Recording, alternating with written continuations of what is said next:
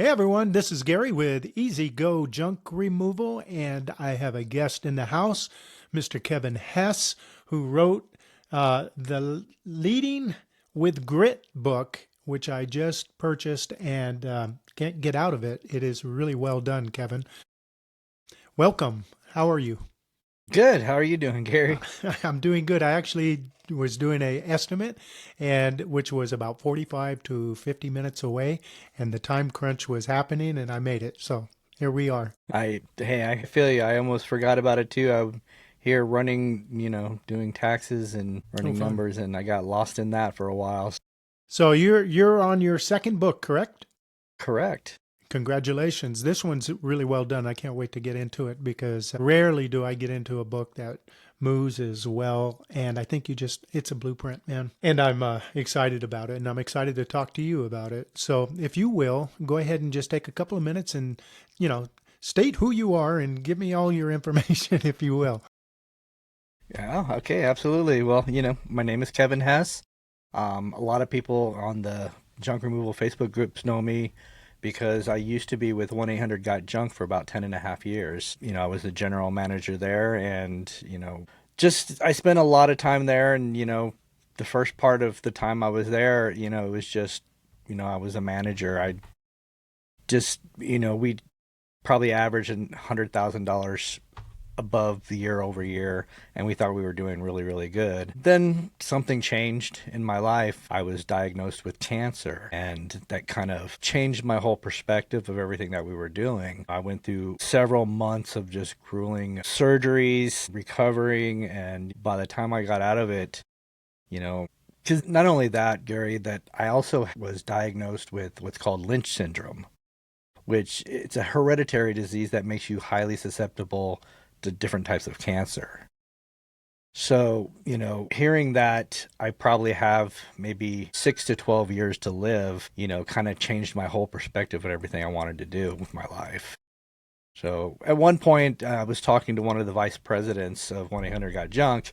He had given me a call during my recovery, just kind of, asking me how I was doing. And, I kind of shared with him, and I said, look, I know you're really, really good at giving that, honest feedback. And I wanted some honest feedback from him and wanted to know what I could do different because, everything is changing for me. And I don't think I can stay here because I don't feel like I'm going anywhere. And he told me, he said, look, Kevin, you're probably one of the best managers I've ever known. One of the best managers in the system that we have now. You're great at managing the business. You're great at managing the processes, but you're not good at the managing the people. You're not a good leader. I'm like, wow, that was pretty straightforward. At that point, I didn't realize there was a difference between a manager and a leader because I've been a manager for several different industries, over several years. So I have a long history as management, but didn't really understand that there was a difference.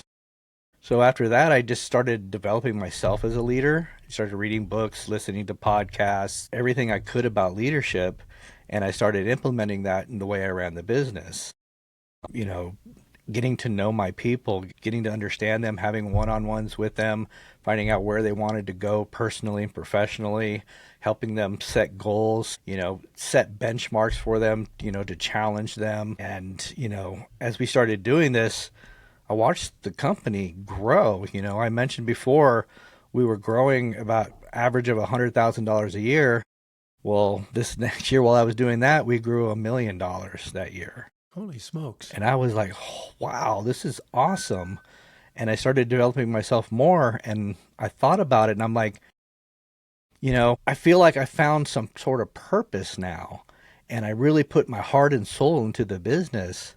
And I thought, what about the guys that I'm leading? What would they do if I started developing them as leaders, helping them find purpose, not just coming to work, collecting a paycheck, being a helper or worker, but actually feel like they have a career, helping them, giving them that forward momentum and helping them actually, even if it's not with the company, but actually change their and impact their lives and actually learning how to be a leader and lead others. And, So I started doing that, and then we started growing even more, and it was amazing.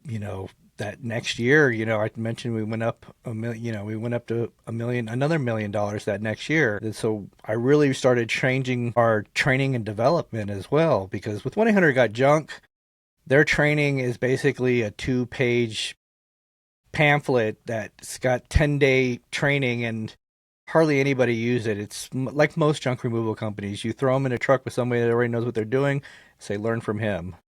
Or a solo operator, just you're my helper, you learn from me, type of deal. I wanted something that was going to actually challenge them, and actually they felt, accomplished when they finished the training, and they were actually certified to haul junk, and it's not just haul junk. Anybody can haul junk, but I was wanted to teach them something and actually develop them. And they felt accomplished when they finished that training. And the next step up was becoming leaders and training the next tier that was coming in. We were really, really focused on, performance numbers and how they can achieve it. And we had everything is on the board, and because we knew that what gets measured gets improved. So our focus was on improving everybody, not just in their professional life, but their personal lives as well. And, it got to the point where after that, we went, I mentioned we went up a million, so at that point we were making 3.5. The following year, we went up to $6 million from there. So the final year that I was there, we really, I was talking a lot to myself, and I like to motivate the guys. So in the morning, I'd have like motivational YouTube videos on the TV playing, trying to start their day and get them motivated. And I'd send out in the group text different little motivational quotes and everything else. Well, one day, one of them caught my attention, and it was something very simple. It said, "Intentional days create a life on purpose." And that got me really, really thinking, that word intentional. We've had some great wins with the company, but I thought to myself, are those wins, were they intentional, or were we just getting lucky? I'm sure a lot of them were intentional, but was I being intentional about being intentional? I know that sounds kind of like a stoner epiphany going on there. No, Am no, I actually, I am I follow. intentional about being intentional? Sure. So, and Sometimes it's when you're intentional about one other thing, other things fall into place. And I think that's what you're talking about is exactly. the things that happen because you're doing this other thing. But you're talking about focusing and being intentional about certain things and start focusing on more than just this. You might be focusing on 10 different things now. Yeah.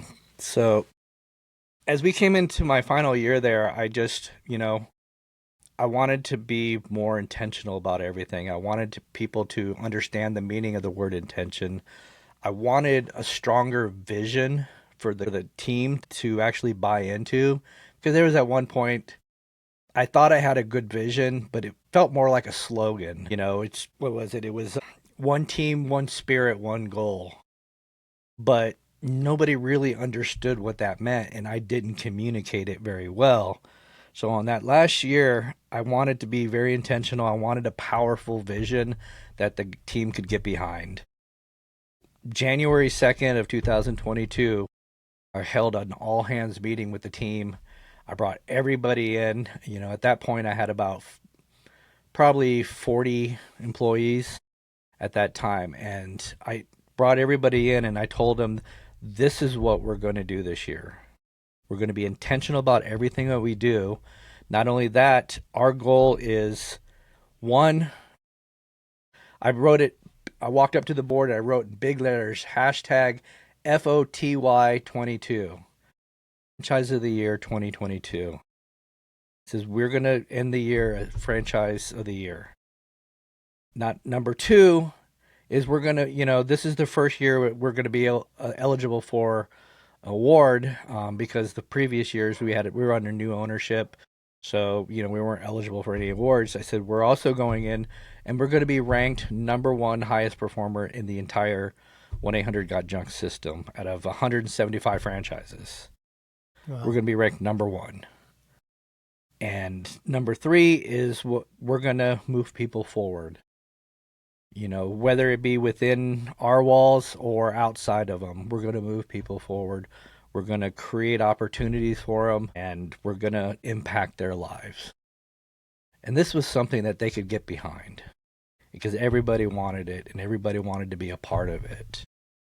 So we started off great. I had a phone call from a guy up in Grand Rapids, Michigan, and he was having issues with operations, and he knew we were running really, really great operations there. And as we're talking, he's like, "Yeah, I can't find a good operations manager. I've tried several on my team. I just can't get it right." And he's like, "Man, just send me your guy." And I'm like, "Make him an offer he can't refuse. I'm sure he'll take it." He's a young guy, hungry. He lives with some roommates and he can't stand to be, because he used to be a party animal. And, as the more he started developing to a leader and became an operations manager, he wanted to change that. He wanted something better. So I'm like, this is a great opportunity for him. And they talked and he took it and he moved to Grand Rapids, Michigan within 2 weeks. Wow. And, then as we started moving forward, they're like, okay, you're getting rid of your best operations manager. How are you expecting to hit these goals now? I'm like, I have an army of guys right behind him already develop into leaders to step into his place. And then, I mentioned before I talked to you earlier, we had a new area director. And basically, because there's 3 Atlanta locations for 1-800-GOT-JUNK, and the other 2 weren't doing great. So basically, his job was to make them as good as us. In order to do that, he started taking my trainers and moving them down into their business, my lead trainers.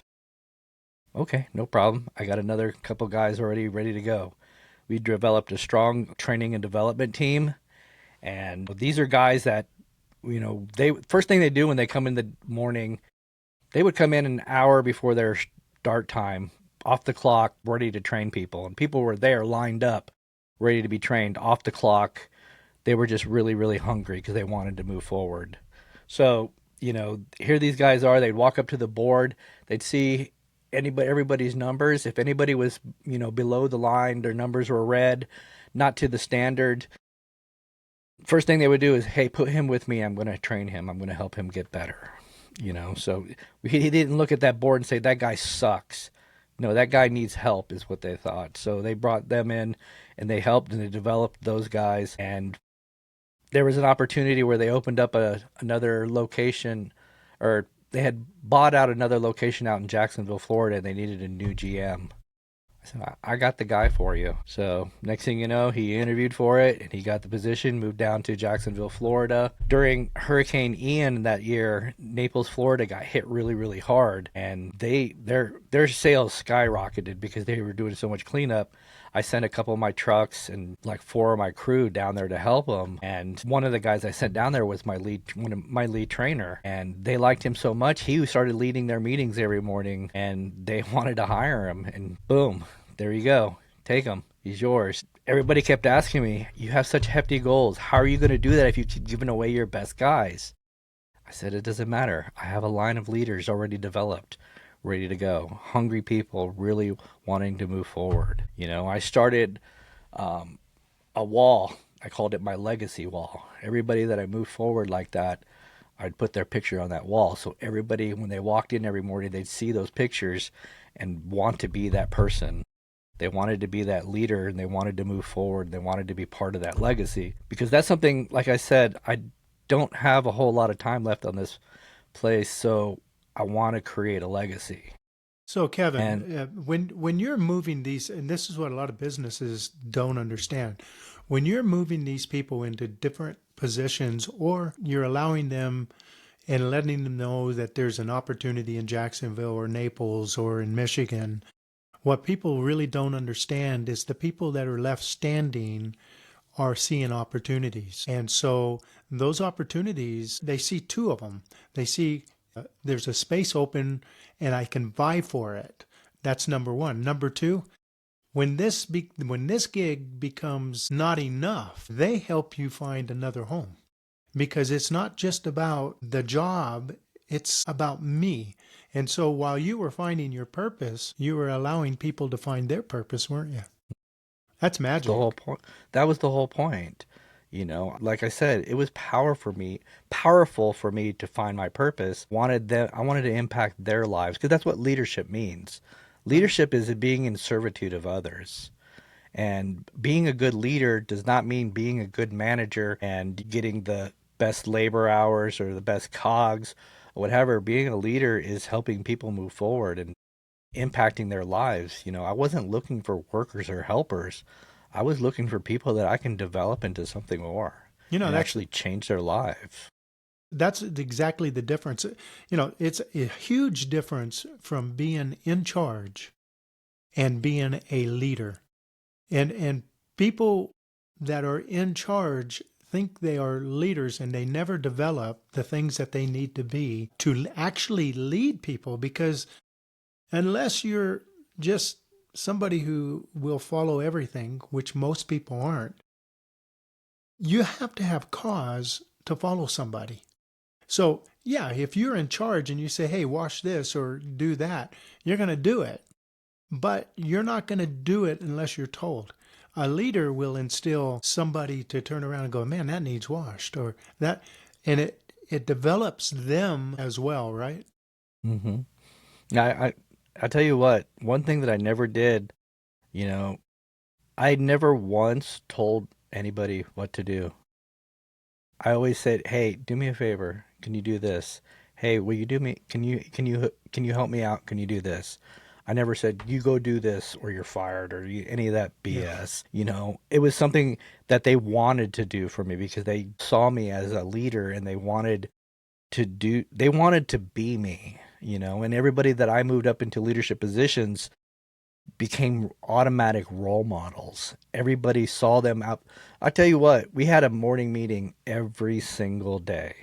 We went over the day before what we hit, if we hit our goals, we set up new goals for that day and everything else. I didn't run any of those meetings. All of my guys ran those meetings. And that's what started seeing that empowering them to do more and seeing their faces light up and then seeing the faces of their team light up and saying, "Man, I want to be that guy. I want to be a leader. I want to do more than just hauling junk." exactly. So, it You was you are really building a powerful. so you have got junk which has a culture of its own. But then each franchise, because I've seen the franchise here and it's like, whoa. But that being said, each franchise starts building their own culture, right? Because its Yeah, owners are different. 1-800 Got Junk. I always say that all franchises are not created equal because it is individual owners. Most of them don't have any type of real culture. Some of them start to build a culture and they have a fun culture, they have this culture. I always talked about, some have really high sales culture. And for a long time, I was, a customer service culture because I have a customer service background, and one day, while in the middle of all this, I tried combining the two of them to create a high performing culture, and where Right. people actually want to succeed.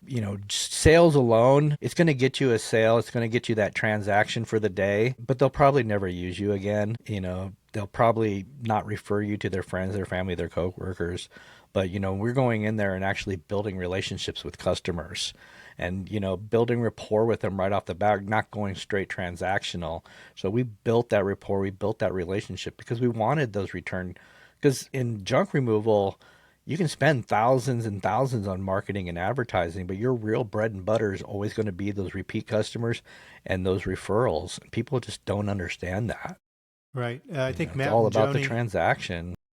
Joni always talk about the repeat customers. And when I first started, because I'm about ready to start our 5th year at the end of this month, and when I first started, I didn't see it, but I see it every single day now. And not only that, and it's exactly what you said before, Kevin, is when they start talking to their friends, It's not a repeat customer, it's a referral. So now it's repeat customer and referrals that are driving your business. And it can be anywhere from 30 to 40% of what you do in a year if you are continually building. It's kind of like what you were saying about, hey, this year we did $1 million. Well, then all of a sudden, 2 years go, 3 years go by, and now you're 3.5 million where you were. You're doing 6.5 instead of the 3 million. And that's how it works. And it's all the same principle, right? Yeah, and if you treat a customer like a transaction, you're missing out on an opportunity for their lifetime value of that customer. Because Exactly. there's huge, I mean, that lifetime value could be upwards to 5 grand or more. You know, even if you go in there and give them a little discount on a single item pickup, you understand that'll bring you back more later on because now you have a relationship with them.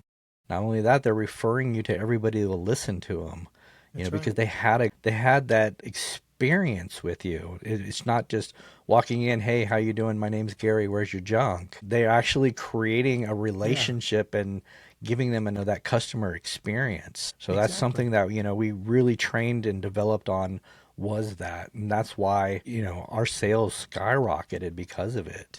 So just before you left, where were you? How did the story end? Well, we finished that year. We had a lot of people moving forward. We were doing great. We were being intentional about everything, the training, the developing, you know, just really, really focus on creating leaders. And at the end of the year, we hit that we became franchise of the year and we were ranked number one top performer in all the whole 1-800 got junk system. Purpose driven award. Yes, exactly. The funny thing was that after that happened, I'm riding high on the wave of, just that I just accomplished something that I really put my heart and soul into. And, I get a phone call from my mother and she's, I thought she was calling. I'm like, "Oh, you already heard you're calling to congratulate me?" But she was calling to let me know, "Hey, just letting have you talked to your brother lately? He just got diagnosed with colon cancer." So I'm like, "Oh crap." So we had a really long conversation, and she it kind of reminded me, I was so focused on the business and creating all these people and creating a legacy that I forgot that my time is short. There's more legacy I wanted to create, and she reminded me there were so many things I still had left that I wanted to do. She knew that I had tried many times in the past to start a business and I failed each time. She knew that I tried writing a book many times in the past and failed each time, and that's a long story, but and she reminded me that there's still so much I want to do, with my life and that I don't have a lot, that myself, my brother, we saw the same thing happen to my father and he didn't get to accomplish all the things that he wanted to do. And she reminded me of that. So after that, I gave my 4 week notice and I left and I started my own business and I started writing, and, Did you you? know, huh? I said, boy, did you? Yeah, and I, in the past I've tried writing, different nonfiction or different fiction things, but this is something that I was really passionate about. So I started writing about leadership and, that purpose driven leadership because I saw how it can change people's lives. So that I wrote my first book, that Leading with Purpose. Right. Which I don't have, but I do have this one here. Let me see if people can see. Leading with Grit. And I started thinking, I go, wait a second, grit. That's interesting, true grit and stuff. We take a lot of words for granted, but grit, what is it? And so I looked the word up, and these are some of the words that are synonyms for grit, and that is fortitude, guts, moxie, mettle, tenacity, steadfastness. You know what it reminded me of? Reminded me of military words when you're in battle. These are things that when all hell breaks loose or the world is just coming at you because you're either too busy, you don't have enough resources, or whatever, how you survive that is through grit or any one of these words. And it really does make a difference. So I looked that up before I started your book and I go, this is going to be interesting if he follows these lines of thought. And boy, did you. This thing is really packed. I'm just into it now. And then I scanned all the chapters. This thing moves extremely fast. It is there. 24 chapters, is it? You tell me. 33, Okay. I think. Okay, Yeah. 30. That's it. And it just moves. It's something that you can read on your lunch. It is something that, and every chapter is just full and chocked full of neat, cool information on how you can take your business. I don't care what business you're in. You're in a blue collar business. This thing will speak to you. And it is full of stuff that can create your business that will perform at a higher level. And the reality, and it hit me, I forget which chapter I'm going. He's working with, a it's $1 billion company. And I'm going, holy smokes, that's great for that. But actually it's all divided into, as you said, franchises. And each franchise is no more than me. It really, they have some power behind the monster called 8100 junk, right? But they don't have any other power than that. And you can compete on these guys. You get a book like this, you create a culture, it's fantastic. I just wanted to give you kudos for that because it's really a fantastic read so Well, far. you can actually give kudos to one of the guys in one of the junk removal Facebook groups, because when I released my first book, Leading with Purpose, I posted it in all. I started off, with my junk family and posted it in those groups, letting them know, hey, this is something that I utilized in order to help succeed, the business succeed. And one of the first comments I got was, "Does this have anything to do with junk removal?" I'm like, the easy answer is yes. These are the things that I used and I learned and helped learn and develop other people with. So yeah, the easy answer is yes. But I thought about it a lot and I started contemplating, most blue collar businesses don't think about leadership. They're like, that's a word for the corporate world. And if you Google leadership and you click on the images, do you know what you're going to see? You're going to see people in shirts and ties. You're going to see people sitting in an office or in a boardroom. No. Now I understand why nobody thinks about leadership. And me being in blue collar for all these years as a manager didn't think of leadership because that doesn't apply to me. I'm not boardroom and pizza parties. I'm work boots and gloves type of person. Blue collar is, all about grit and tenacity, and they don't think about that. Leadership is just something you think of as the corporate world, but it can be utilized to really, scale your business. So thanks to that guy, made me really think about it. And so I dug deeper and really focused on the blue collar world and how you can utilize leadership in the blue collar world. It's interesting you say that because we were talking off air. I've worked in both worlds. I've worked in white collar and I've worked in blue collar. For most of my life, it's been blue collar, especially the last end of it. That being said, we are talking a whole different vocabulary, a very different way of communicating with people. Service oriented is a whole nother world than dealing with contracts and, deadlines. Those are that's a whole nother world. There are no water coolers in the world of blue collar. We have in one of these chapters you hit it dead on. We are also affected by weather. We are affected whether it's cold, whether the things around us impact us while we're doing what we're doing. It's not a controlled environment when you're blue collar. Everything is possible and everything happens whenever it happens. And this is where leadership really comes in because that's where you have to have a calm, steady hand. Steadfastness is one of those things in there. A steadfastness. And it's fantastic. Like I said, I can't wait to read the rest of it, but it's really well laid out. And I like the way that you've left so much room. It's a workbook for me because I'm making notes on the sides and there's got room on both sides and I'm underlining stuff and I'm learning stuff left and right. Yeah, Fantastic.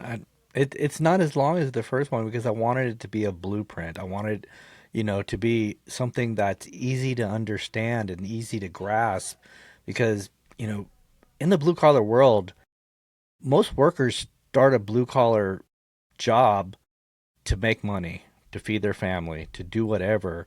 They don't expect to have a career from it. They're going to work until can't do that job anymore, or they burn out or get laid off or whatever, and that's what they expect, and then they'll start somewhere else, and that's the expectations. Nobody goes into a blue collar job thinking that they're going to be developed and start a career and actually have forward momentum in their life because of it. And if more blue collar businesses and business owners would think like leaders, they could grow their businesses tremendously by developing themselves as leaders, because now people, they're going to retain really good employees.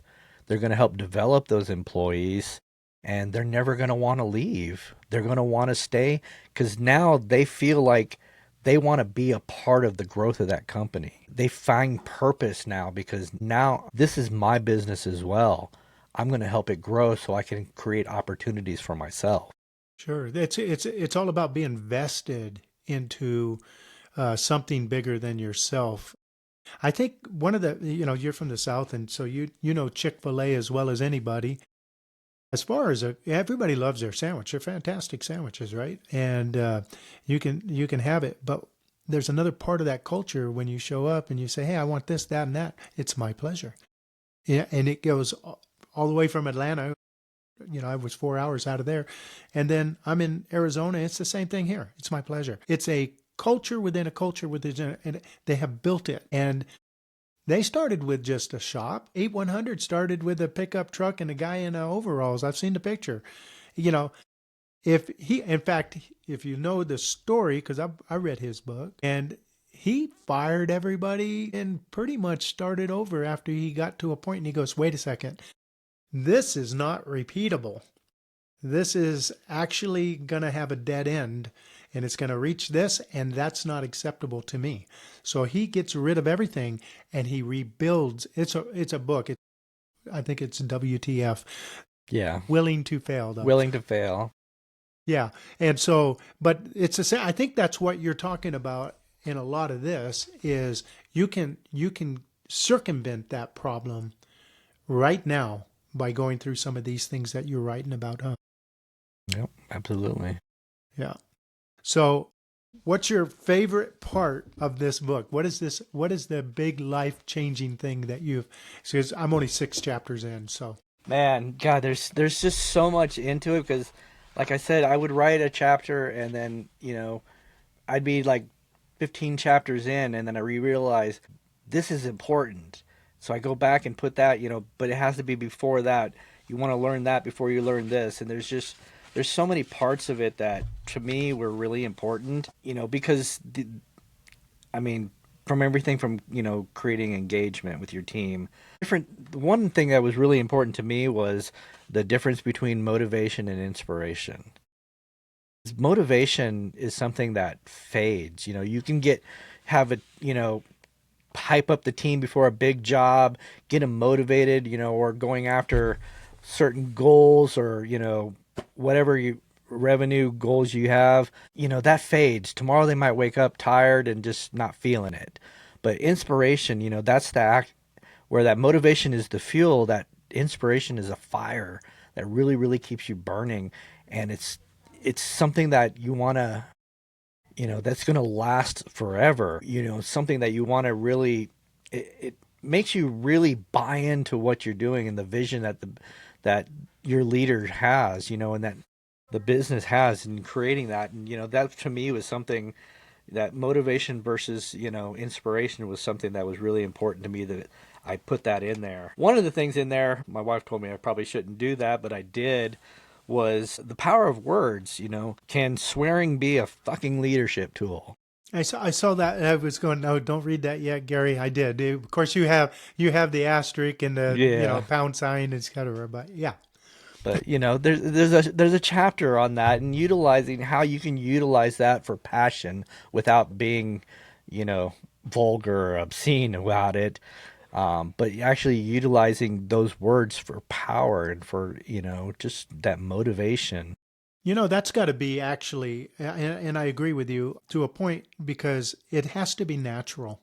You Yes. can't just throw this stuff out there and say F in this and, aren't you ain't worth the whatever, or hey, what the, all those things have to be natural and they have to be judiciously used. And it not like a free for all because then you sound like a gutter trash. And when you're not controlled and you use that language around high end white collar people, doctors, lawyers, etc. It's not acceptable. It's just like you're going to come across as trailer trash, and I'm sorry. So you have to be very judicious on the way you throw those kind of words out and who you throw them out to, because it could be a train wreck, right? Yep. It's a difference between, really hyping somebody up and giving them that motivation to, um, that lawsuit coming at you, So, That's right. but, Yeah, that's a whole this nother shows you how to ballgame. do it because, I mean, when you're working with blue collar workers, there's going to be some F bombs dropped and everything else. And, when you're using it in a way that is powerful, they connect with that. This is not some snobby white collar corporate guy running our business. He's one of us. Yes. I want to be him. He is just like us. He came from the same threads that we came from, and he's gonna, you know, this is something. He's somebody I can be one day, and that to me is a powerful tool.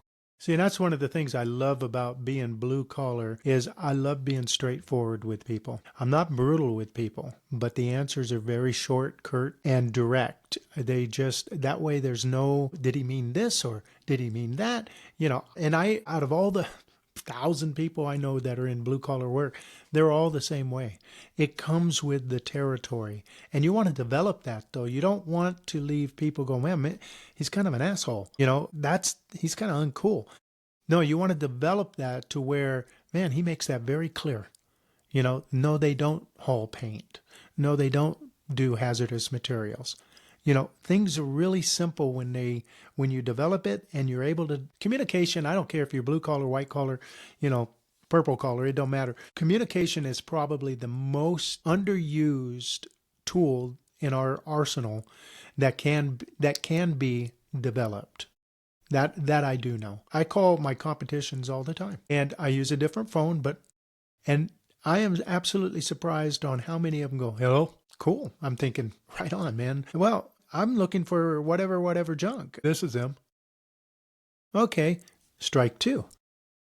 I'm developing my thoughts with it because I go, I never want to answer that phone like that. I want them to know exactly who they are calling and reiterate that this is the company that you were calling. There is no mistake here. Hey, this is Easy Go Junk Removal. My name's Gary. How can I help? It makes it really, but a lot of people don't have that. They don't develop those skills, do they? Nope, no, they don't. And it's something that's really, really simple. And like I said, with junk removal, you have to have that customer service. You don't have to be an expert in it, but you have to think about it. To me, it's more important. I know a lot of people are not going to agree with this, but to me, it's more important than being a good salesman. Because, like I said, salesmen, they're focused on that sale, on that transaction, where I'm focused on building a relationship. So everybody that calls me in, I don't care if they're trying to call me to sell me something. I'm answering the same thing. Survivor Drunk Removal. This is Kevin speaking. How may I help you? You know, So there are this is there are salesmen, Kevin. There are salesmen, and then there are salesmen. The high end salesman would agree with you 100%. Because a great salesman wants repeat customers as well. They also want referrals as well. The crappy salesmen are the ones that are one and done and they just want the numbers, and they're never going to rise to a level that they as human beings could be proud of. Because first of all, I believe in my product, okay? When I show up with my truck, I believe what I can do is the best that this county has. I truly believe that. My number one thing is to make a connection human to human, which turns into a relationship. And so many people forget this. And that goes to answering the phone. That goes to answering emails.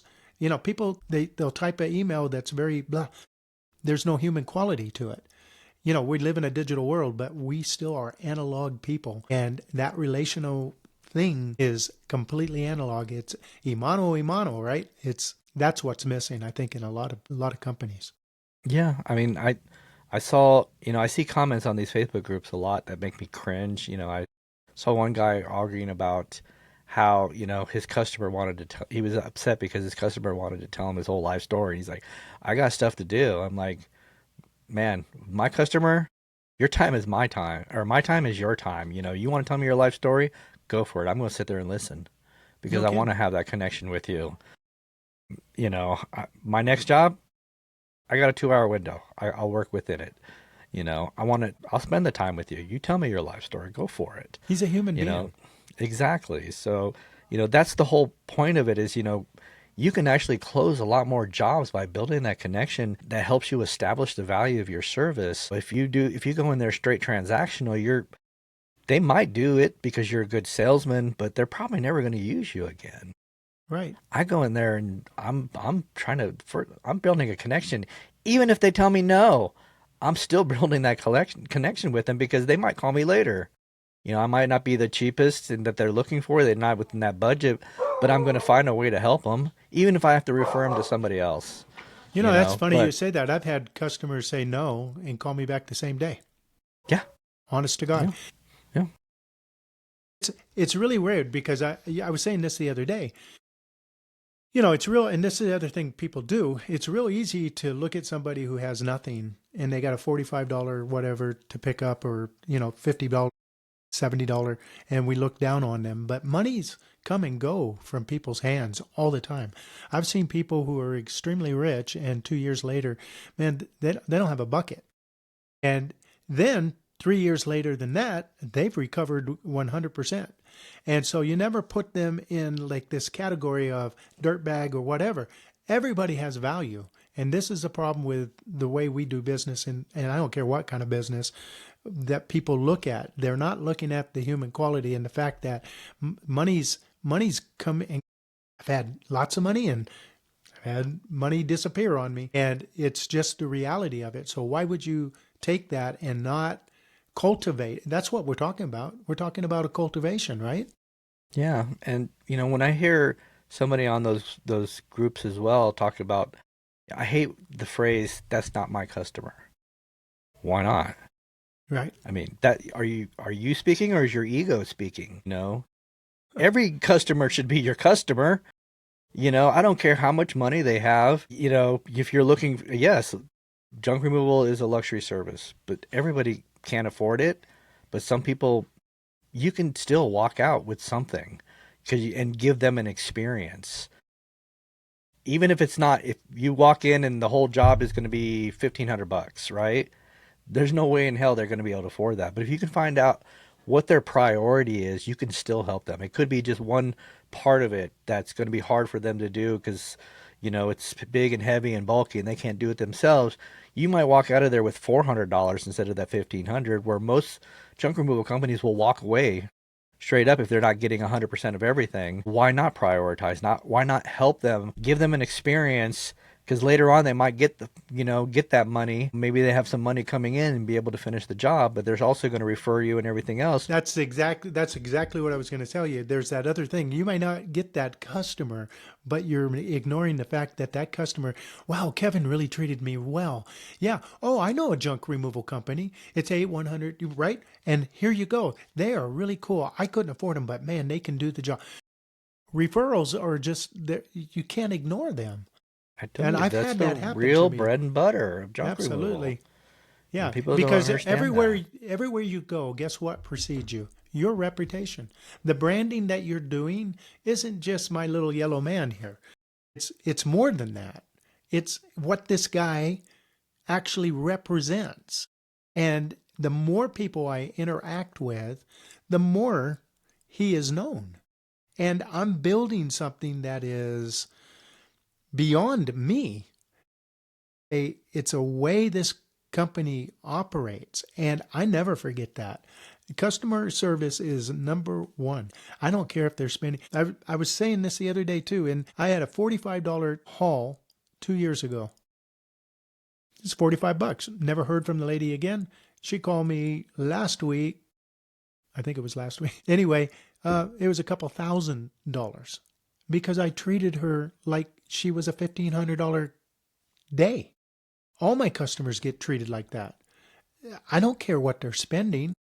Just am very, and I mean this with everything in me, I am so thankful that they actually chose, because they have a choice, they chose to go with Easy Go Junk Removal. That is, to me, holy smokes. And that $45 job turned into a review. I went back and I go, okay, have I asked her for because you can't redo them. And I go, okay, she's still there. Wow, this is fantastic. So you don't know where there's all kinds of dividends that come with people and their business that people just want to ignore if it's not $1,000 job. I get sick of everybody going, oh, if it's not $1,000 day, I'm not happy. I'm sorry. I'm happy that it isn't a 0 day, and I'm building. I'm always building. And that's what you took into when you guys are, you're $100,000 over and then you go $1 million. You're building. You're actually doing something that is for the company's sake and everybody around you. It's beneficial. I'm sure everybody got raises, but maybe bonuses. People were taken care of, hopefully, and that's how it's supposed to work. We have guys that are making six figures. Sweet. There, just because we take really good care. We know when I was there, we took really good care of them. I took a guy that he'd been in prison for 3.5 years. His brother came to me, he worked for me, and said, hey, look, he just got out of prison. He was got into the wrong crowd, did drugs, sold drugs, and, now he's out. He can't find a job. He just needs an opportunity. And I took that guy under my wing. That guy is now in my position. The guy just won franchise of the year. Because I developed it, and he's making a 6-figure salary because I took time to change his life and actually led him and helped him move forward and change, something beyond just the life that he used to have. There's your legacy, man. Yes, everything that I do is to create a legacy moving forward. Everything that I do, even if I lose money by not doing any jobs for the day because I'm doing some community event, or I'm cleaning up streets here in our community, or donating something that I could probably turn around and sell for a couple grand, donating it to somebody that needs it. I'm going to do that because that's part of the legacy that I'm trying to create, is something that I'll be remembered for. Sure. Absolutely. I don't, after I won that franchise of the year and that top performer, they sent somebody to interview me. And after the interview, we talked about, just how the year went and everything and the journey that got us there. The guy asked me, he said, look, I feel really silly asking a grown man this question, but they want me to ask it. I'm like, go for it. He says, what do you want to do when you grow up? Or what do you want to be when you grow up? And I'm like, okay, yeah, it's kind of a silly question, but if you would have asked me that at the beginning of my journey, I probably would have told you I wanted to be successful. But the closer to success I get, the more I'd rather be significant. Amen to that. I wanna actually have value to people. It's funny, you and I are very important. Similar because I've always said I want, as I grow older, I'm 65, and as I grow older, I live in an area that is very much older than I am, and they're irrelevant. And what I mean is they're not connected. They become a shell of human beings, and they get less of a circle. And I am watching and I'm going, I want to be, you call it significance, and it's the same thing, relevant. I want to be relevant. I still want to know. I want to be in the know. I want to be connected. I want younger friends. So I do know people in their 30s and quite well. I also have friends in their 80s. I want to be relevant at all points of my life because that's like breathing to me, instead of just fading off into nothingness. That is not living to me. I don't know, maybe you feel different, but I feel that way. The thought never crossed my mind until I changed my whole entire mindset. Cancer has a way of changing the way you view the world and the way you view yourself, especially knowing that there's a limit on that lifespan. My whole mind, it was a complete mind shift. My mindset changed on every avenue, the way I look at everything. And like you said, I'm trying to create a legacy by impacting other people's lives. You see me on these Facebook groups constantly giving advice to people, just sharing information, helping them get better. I see them talk about things. I'll give them, things. I started classes so that people can improve, the way they interact with these customers, because I wanted to make sure that, they can grow something bigger for them. I put a really, Right. really low price on it because I'm not looking to get rich from it. I'm looking to impact other people and actually help them. I mean, pretty much every time I have those classes, they tell me the same thing. You don't charge enough. I'm like, I'm not doing it to get rich. I'm doing it to help people, and Exactly. Well, that's, this book moves at, I told you this when we were talking before we started. This book moves at a blue collar pace, and which is, the people that are in this, that watch this channel know what I mean by that, because everything can happen in a day. Things, you wake up and you have one thing on the schedule, and by the end of the day, you have 10 things done. And that's how this business can be. And this book moves really well with that. And it just there's so many tools in here, Kevin. Like I said, man, I'm glad you wrote it. Can't wait to finish the rest of it. I really was excited to write it because, like I said, nobody in the blue collar world even thinks about leadership. If you look for leadership books for blue collar, you're not going to find them. Well, you got one right here. There's Right thousands and there. thousands and thousands of books on leadership out there, but I've seen one that was focused on, it was called Blue Collar Leadership, but it was mostly for the manufacturing field. Right. This certain type of leadership that they taught is, this with this Japanese mindset. Yeah. I might have read that book actually. Yeah, I heard some of their podcasts and stuff in the past, and that's always been in the back of my head, that blue collar leadership. When I was writing the other book, in my mind, this is the stuff that I've utilized. So in my mind, it covers everything, but nobody's going to believe that because they don't understand what leadership is. So when you're blue collar, it doesn't make sense to you, So working in a, it's funny you say that, because actually when you were, because I've worked in manufacturing, and the reality is the leadership are white collar people yeah, leading blue collar people, and they do not think alike. These goals and stuff is all being filtered down from CEO, CFO, whatever, down through the management, the vice presidents, president, etc. And it comes down, and then it's floor management, and it's all coming that way. What you're talking about is in my business. I am in the trenches every day. I'm not up somewhere grand poobahing, a bunch of information. I'm on the truck.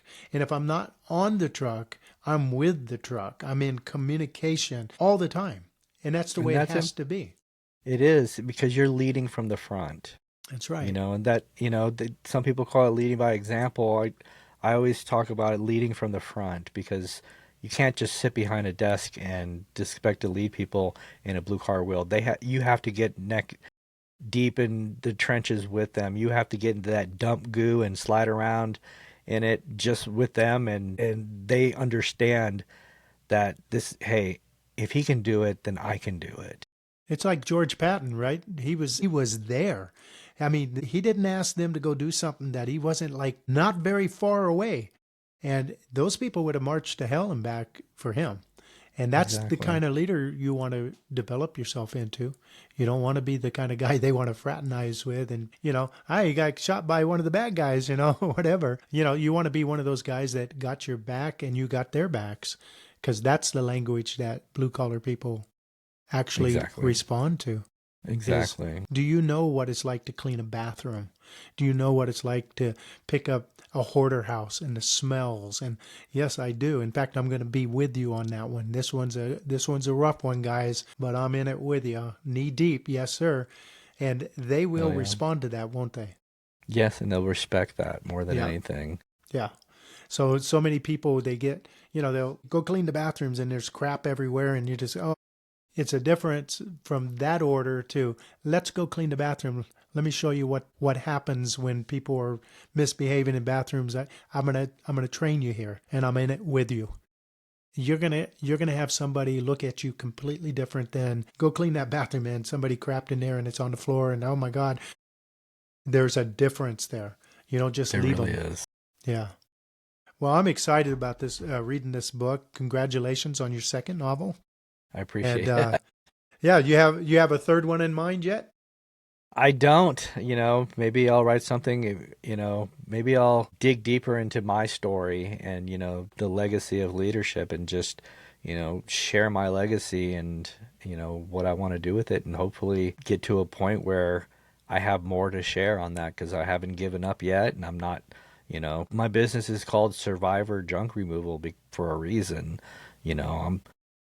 I've got that grit, I've got that tenacity, and I learned that from my father. And whether I work in the blue collar or white collar, I'm still gonna have that, and I'm going to survive, and I'm going to be tough, and I'm going to fight all the way to the end. So, That's awesome. you And you know, were out of Atlanta, right? yeah, right outside of Atlanta. Nice, nice. So are you in competition with your old franchise? No, I'm more of the West area. They don't like to come out here that much Okay. with us country, the rest of the country folk out here, because they don't have the money. They want to stay with the rich parts of Atlanta and Peach everything. Street. Exactly. They want to stay where the money is. That's one reason too I wanted to do it is because I used to when I was with them I wanted to do a lot of community events. And I would come out this way because this is where I lived and they're like if you're going to spend our money on community events and doing that, try to keep it closer to the richer neighborhood and the area over here. I'm like, well, that's my community. I want to, share with my community as well. Hell, I went and bought 600 roses for a elementary school out here because they had this teacher of the year. They had another STEM teacher who was building prosthetics with a 3D printer for children that were missing arms or legs. He was doing a lot of Wow. great things in the community here. The whole school was. So it was Valentine's Day and I decided I bought 600 roses for the entire school. And I met with the PTA president and she helped distribute it and it got down from the teachers, the paraprofessionals, bus drivers, cafeteria employees, the whole team, just because I wanted to appreciate somebody else in my community as well. So what he's basically saying, whatever comes from the heart and goes into the community, you're making connections, brother. I mean, Yeah. that's the reality. You're making relationships, and those things you can't buy. Those things are real, and they're a true connection of what I think businesses should represent more than just money. The money will come. If you're not doing this all the time, the money's going to come. Don't worry about that. If you're doing everything right, and if you're stressed out about that, then your culture is already down the wrong part of the road. Put everything in order and make it work. At least that's my belief. I really appreciate you being on the program today, and I'd like to do this again soon. We can we can call it the Silver Fox podcast. Are you pretty close to my age, right? No, Oh my I'm only God, I'm only 53, you're a baby. but I'm much grayer than you on Yeah, top. well, I've been going gray since I was 21, but yeah, yeah, I'm yeah. super gray, but I just turned 53. Well, you don't got the wrinkles I got, so you're doing a lot better. So, well, thank you very much for being on, and I really do appreciate you, Kevin. All right, thanks, Gary.